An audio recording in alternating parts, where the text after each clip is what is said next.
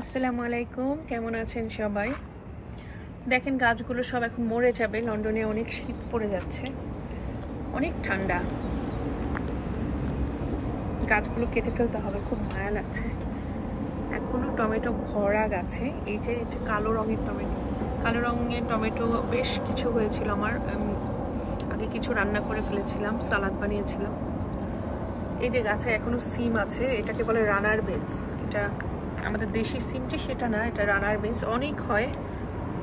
এই যে লাউ গাছটা পুরো এখন মরার পথে। আমি কেটে ফেলবো আস্তে আস্তে ডালগুলো, আমাদের গার্ডেনটা ক্লিন করে ফেলবো। যে কেটে ফেলছি আস্তে আস্তে। লাউ গাছ, আসলে গাছ কাটতে খুব মায়া লাগে। গাছগুলি যখন এত সুন্দর করে হয়, তো তাজা, আর এখন সেই গাছ কেটে ফেলছি, কারণ এই গাছ আর হবে না, আর বাড়বে না। এখন সবগুলি কেটে ফেলবো আস্তে আস্তে। কাটার সময় খুবই মায়া লাগে। এই যে দেখেন এখনো কি পরিমাণ মরিচ ভরে আছে গাছে। মরিচ গাছ অবশ্য ঘরের ভিতরে রাখলে শুনেছি যে বাঁচে, বাট আমার বাসার ভিতরে ওভাবে রাখার মতো কোনো গ্রিন হাউস নাই। এই যে নাগামরিচ হয়ে ভরে আছে। আমি কিছুদিনের জন্য ভিতরে রেখে দিব যদি হয়, মানে যতদিন বাঁচে আর কি। অনেক সময় এগুলি 2-3 বছর পর্যন্ত বাঁচে যদি সেভাবে আলো বাতাস পায়, বাট আমার বাসায় ওভাবে রাখার মতো অবস্থা নাই। অনেকগুলো চেরি টমেটো হয়ে আছে, একদম গাছ পাকা চেরি টমেটো। যে শেষ মুহূর্তে আবার বেগুনও ধরছে, অনেক ফুল এসেছিল বেগুনের, বা ঠান্ডার কারণে এগুলি সব মরে যাচ্ছে ফুল। এই যে এখানে ফুল ফুটে আছে এখনো, অনেকগুলো ফুল আছে গাছে। এই যে কিছু ফুল মরে গেল। বেগুন গাছের আসলে আমি জানতাম না যে কিভাবে পরিচর্যা করতে হয়, কারণ আমার বেগুন গাছের অনেক ফুল মরে গেছে। আর যেহেতু এটা 4 তলার উপরে, এখানে আসলে ওভাবে পরাগায়নটা হয় না।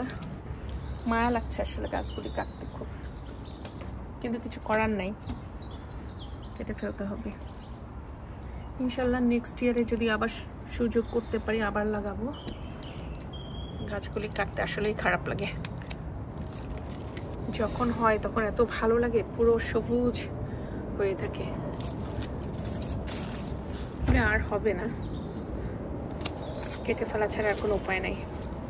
সিমগুলো কেটে নিচ্ছি, ভর্তা বানিয়ে খাওয়া যাবে। একদম লাস্ট কয়েকটা ছিল। টমেটোগুলোকে আজকে আর ছিঁড়বো না, দেখি আরো 2-1 দিন রেখে সালাদ বানিয়ে ফেলবো। অনেক টমেটো তো কিছু পাস্তা বা অন্য কোনো মাছের সাথেও রান্না করে খাওয়া যাবে। বেগুন আগেও কয়েকবার রান্না করে খেয়েছিলাম মাছ দিয়ে। আর ফ্রেশ গাছ থেকে তুলে রান্না, সেই রান্নাটা যে কি মজা হয়, মানে অসম্ভব মজা হয়।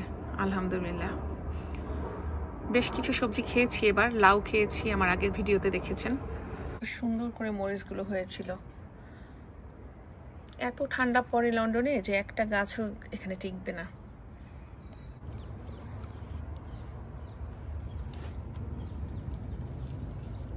এদেশে দেখলাম যে পুঁইশাক খুব ইজিলি হয়। আপনি পুঁইশাক খেয়ে যদি ডাঁটাটা মাটিতে পুঁতে দেন অথবা পানিতে রাখেন, গাছ হয়ে যায় এবং প্রচুর শাক হয়। তো এই ছিল আমার আজকে ছোট্ট একটা আমার গার্ডেনের আপলোড।